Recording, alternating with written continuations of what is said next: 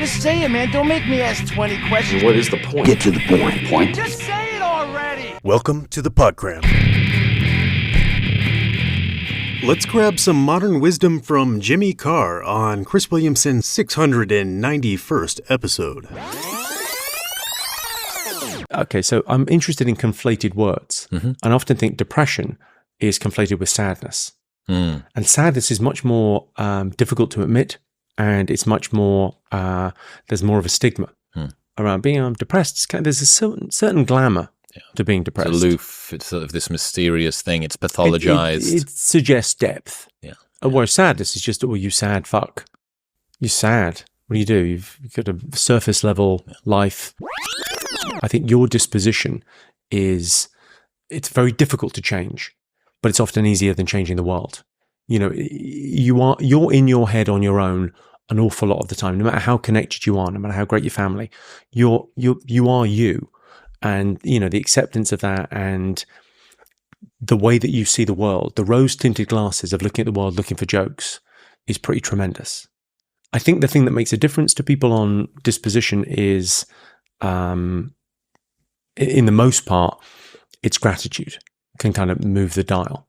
That's the thing that seems to make a difference. Because it's that thing of like, if you're in a bad mood all the time, you're not in a bad mood, you're an arsehole. It's the truth of it.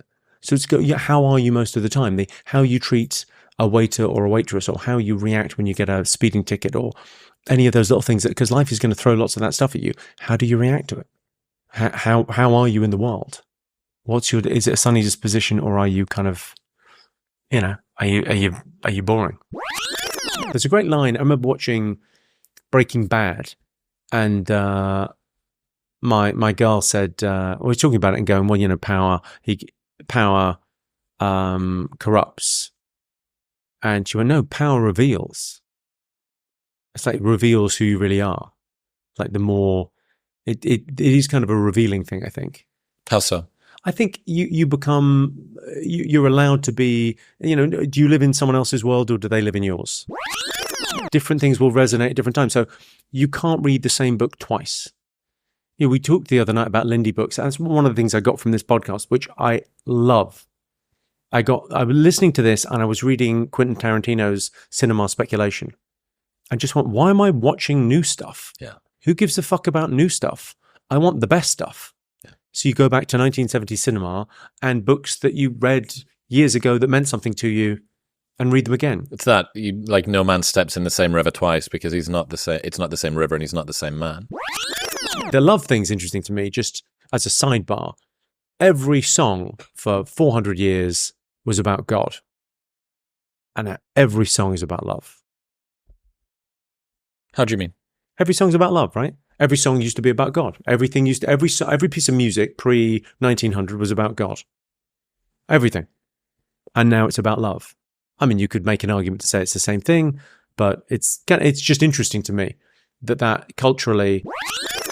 The things that I thought served me in my 20s weren't self-authored.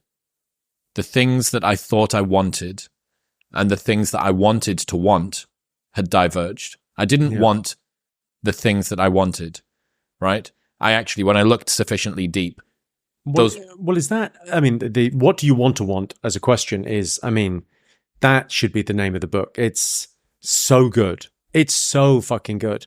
But that thing of, I didn't want what I wanted is dopamine. That's just dopamine. It's the idea of going, no, the chase was the thing. The chase was your reward. So when you go shopping and you buy the watch, the car, whatever the trinket is that you thought you wanted that represented something, and then you get it and it's a bit blah. It's that. How many times do you have to do that before you realize, okay, trinkets aren't for me. There's nothing in trinkets. The ambition should be emotions. Andrew Tate, someone you might not have thought wisdom from this area of the world would have applied, but he says, having things isn't fun. Getting things is fun. Walt Disney had 3 different rooms. So he had a room to be creative, right? Just come up with ideas. No bad ideas. Great. Other than some of the anti-Semitism. Anyway, so he's got his ideas room, and then he's got his management room. Well, how do we make those How do we make those ideas happen? How are we going to make that stuff happen? And then you had another room for criticism. And I think we should sort of think about the inner critic like that. The idea of going, if you're trying to do something creative, don't let the critic in too soon. Wait until you've had the whole idea.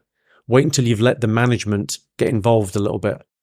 Wait until you've tried to write the whole joke and come at it from a few different angles and tried it twice before you criticize it. And outsourcing your critic, I think, is smart. I mean, comedy does it with the audience. Really, they make the decision as to what the show is. They do the editing for me. So you got a much better relationship with failure with that. It engenders a much better relationship with failure. Yeah, because it's not identity level. Yeah. The jokes are the bullets, I'm the gun. Let's talk about the environment again. Okay, so are you aware of New York at the turn of the century?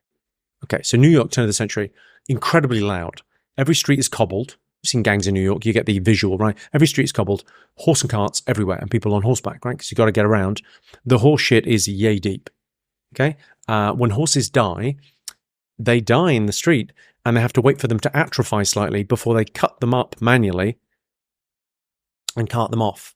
So you know that kind of trope about, you've heard about smelling salts, and people talk about, let's fetch the smelling salts. It's from that era. London was the same. But New York had it really bad because it's an island. So, you know, there's the steps going up to the brownstones? The steps going up to the brownstone buildings with a little metal scraper. And that was so you could walk out of the shit and scrape it off your feet before you went into the house.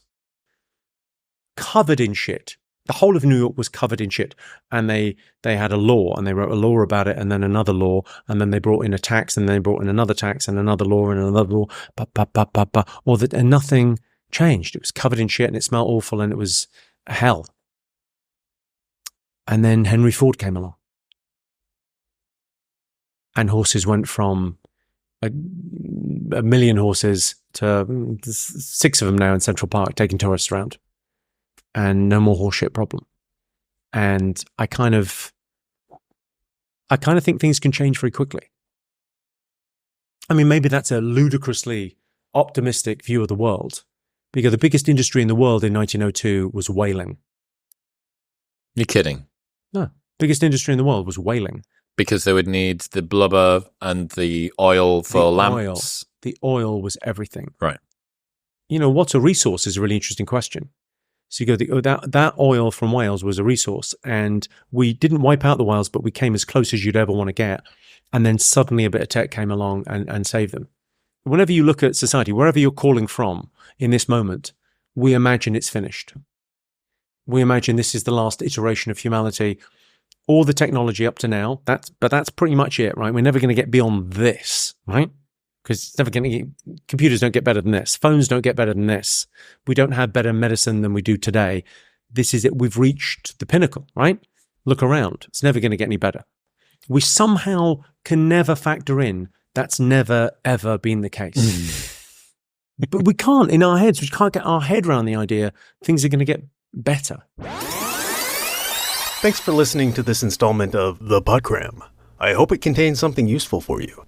If you enjoy these selections and are curious about the curator's own thoughts, you can check out my other podcast, Psychic Lube, where I share concise concepts meant to grease the intellectual gears and help get your creative juices flowing. Each episode is an ongoing collaborative project that welcomes listeners to expand or rebut its points by email or comment, the most interesting of which get incorporated through periodic re-recordings. As always, if you're intrigued by today's content, I encourage you to go listen to the full podcast in its original form directly from its creators so that their sponsors keep paying them to make stuff for us and nobody feels compelled to sue me for copyright infringement. Now, get off your phone and go do smart stuff. Have a productive day.